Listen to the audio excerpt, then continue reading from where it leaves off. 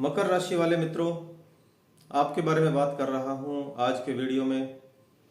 बृहस्पति ग्रह का राशि परिवर्तन 1 मई 2024 से 14 मई तक आपकी राशि में 5वें घर में बृहस्पति ग्रह आ रहे हैं। कैसा रहेगा ये साल आपके लिए, क्या फल देंगे आपको बृहस्पति ग्रह, तो बड़ा विशेष होने वाला है यह वीडियो। आपने बड़ा ध्यान से देखना है और समझने की भी कोशिश करनी है ताकि आपको ज्योतिष का भी ज्ञान हो जाए। यह हमारा जो आज का वीडियो है चंद्रमा पर आधारित है, मून साइन पर आधारित है। सबसे पहले तो हम बात करेंगे बृहस्पति ग्रह की, क्या फल देते हैं, कैसा उनका नेचर है, कैसे वो लाभ देते हैं, कौन से घर में लाभ देते हैं। देखिए, बृहस्पति ग्रह का जो फोल्डर है ना, बहुत बड़ा फोल्डर है। उनका सब्जेक्ट है बहुत मतलब विस्तृत काम है, उनके फैले हुए काम है। जैसे संतान के लिए, लव लाइफ के लिए, परिवार के लिए, सुख शांति के लिए, वाहन के लिए और आपके काम धंधे के लिए, इन सब के लिए बृहस्पति ग्रह माने जाते हैं।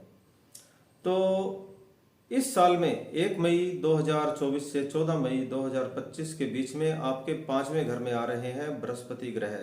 देवगुरु बृहस्पति, परमात्मा द्वारा नियोजित जो बृहस्पति ग्रह है वह देवताओं के गुरु है, इसलिए उन्हें देवगुरु बृहस्पति कहा जाता है। तो आइए शुरू करते हैं आज का वीडियो।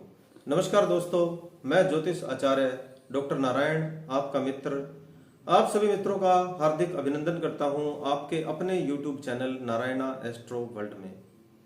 आपके कमरे में उगते हुए सूरज की फोटो लगाना या फिर दौड़ते हुए घोड़ों की फोटो लगाने से कुछ भी नहीं होता। होता कब है? जब आपको सूर्य उदय से पहले उठना होगा और आपको घोड़ों से तेज दौड़ना होगा, क्योंकि कर्म करना जरूरी है। ग्रह तो अपना फल देते ही हैं, लेकिन हमारे जो कर्म है वह भी उसमें उपयोगी है। और ग्रहों की बात आज हम कर रहे हैं। मैं आपको बताता हूं कि बृहस्पति ग्रह क्या फल देंगे आपको। ना तो मैं आपको पॉजिटिव बात बताऊंगा, ना ही मैं आपको नेगेटिव बात बताऊंगा। मुझे आपको जो बात बतानी है वह है एग्जैक्ट जानकारी। जितना मुझे ज्ञान है, जो मुझे समझ आता है, मेरा ज्ञान आपसे मैं साझा करने की कोशिश कर रहा हूं। 10वें नंबर की आपकी राशि है मेष, वृषभ, मिथुन, कर्क, सिंह, कन्या, तुला, वृश्चिक, धनु, मकर। आपकी राशि 10वें नंबर की है और 5वें घर में आ रहे हैं देवगुरु बृहस्पति। क्या फल दे रहे हैं आपको, आइए जानते हैं। जो आपका 5वां घर है ना, शुक्र का घर है, यानी लव लाइफ के लिए, प्रेम के लिए, स्टडी के लिए, एग्जाम के लिए, मेंटल हेल्थ के लिए, बुद्धि के लिए और सुख सुविधाओं के लिए। पहले हम बात करते हैं संतान की। यहाँ पर आपको अपनी संतान के लिए थोड़ा सा ध्यान रखना है कि उनका स्वभाव कहीं चिड़चिड़ा तो नहीं हो रहा और इम्यून सिस्टम की कोई तकलीफ तो नहीं हो रही। बाहर का जो खाना पीना है उससे परहेज करना होगा और खाने पीने का ध्यान रखना होगा। दूसरी बात है टाइम के मैनेजमेंट की, यानी बच्चों के खाने पीने पर, सोने उठने पर और पढ़ाई के लिए टाइम का मैनेजमेंट होना पूरे 1 साल के लिए, 1 मई 2024 से 14 मई 2025 के बीच में, इन सब बातों का ध्यान रखना होगा। दूसरी बात है एडमिशन की और पढ़ाई की, संतान के लिए ही। तो यहाँ पर उनका जो एडमिशन है अच्छे स्कूल में हो जाएगा, बिना किसी रुकावट के हो जाएगा। और पढ़ाई में यहाँ पर यूं मान के चलिए कि इम्प्रूवमेंट आएगी। और एग्जाम चल रहे हैं तो एग्जाम भी अच्छा हो जाएंगे। पिछले साल की यदि कोई कंपार्टमेंट है, री आई हुई है, तो वह भी यहाँ क्लियर हो जाएगी, क्योंकि 5वां घर संतान का होता है। 12वें घर के स्वामी के कारण मैं आपको यह बात बता रहा हूं कि इम्यून सिस्टम और चिड़चिड़ा जो स्वभाव है, इस बारे में आपने ध्यान रखना है। बाकी एडमिशन, पढ़ाई, पेपर, याद करना, इन सब बातों के लिए समय बिल्कुल अच्छा रहेगा। अब बृहस्पति ग्रह की दृष्टि कहाँ पड़ रही है?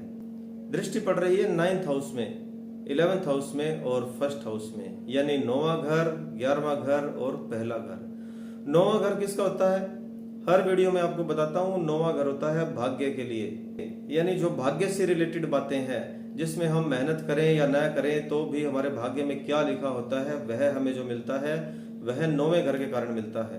और 11वां घर किसका होता है? प्रॉफिट का, इनकम का, डेली इनकम के लिए भी 11वां घर माना जाता है। और पहला हाउस है वह क्या है? बिहेवियर है, चंद्रमा का घर है, तो यानी खुशहाली का भी है, अचीवमेंट का भी है, घूमने फिरने का भी है पहला घर। तो इन 3 घरों पर दृष्टि पड़ रही है बृहस्पति ग्रह की। पहले हम बात कर रहे हैं 9वें घर की भाग्य के लिए। देखिए, आपकी जन्म पत्रिका तो मेरे पास अभी नहीं है, करोड़ों लोग हैं मकर राशि वाले, लेकिन फिर भी यहाँ भाग्य के लिए मैं बात बताता हूँ। बृहस्पति ग्रह के परिवर्तन के कारण जो हो रहा है, आपके भाग्य में यहाँ इंप्रूवमेंट रहेगी। किस चीज में इंप्रूवमेंट रहेगी? करियर में इंप्रूवमेंट रहेगी, क्योंकि यदि आप कोई नौकरी करना चाहते हैं तो नौकरी मिल जाएगी, नौकरी मिलने की संभावनाएं अधिक हो जाएगी। और 5वां घर पढ़ाई का होता है, तो इसलिए पढ़ाई से रिलेटेड यदि कोई आप एग्जाम दे रहे हैं, जॉब से रिलेटेड कोई इंटरव्यू की तैयारी है, तो यहाँ पर बहुत कोशिशें आपकी जो है कामयाब हो जाएगी। और शुभ मांगलिक कार्य होना, किसी मांगलिक कार्यक्रम में बढ़ चढ़कर भाग लेना, और विवाह के लिए भी और आपके लव अफेयर्स के लिए भी यहाँ पर आपका भाग्य आपका साथ देगा। देखिए, जो प्रेम है ना, वो प्रेम भाई बहन का भी होता है, माता पिता में भी होता है, दोस्तों में भी होता है, प्रेमी या प्रेमिका भी होती है। तो हम हर तरह के यहाँ पर प्रेम संबंधों की बात कर रहे हैं। यहाँ पर आपके जो प्रेम संबंध है ना, कुछ टूटे हुए थे तो वह इंप्रूवमेंट हो जाएंगे। 2023 में यदि आपके प्रेम संबंधों में थोड़ी खटास थी, चाहे 2 दोस्तों के बीच में थी, चाहे 2 भाई बहनों के बीच में थी, तो वह भी यहाँ इंप्रूवमेंट हो जाएगी, आपकी बोलचाल हो जाएगी, आपको यहाँ खुशहाली मिलेगी, आपके रिश्ते यहाँ पर मजबूत हो जाएंगे।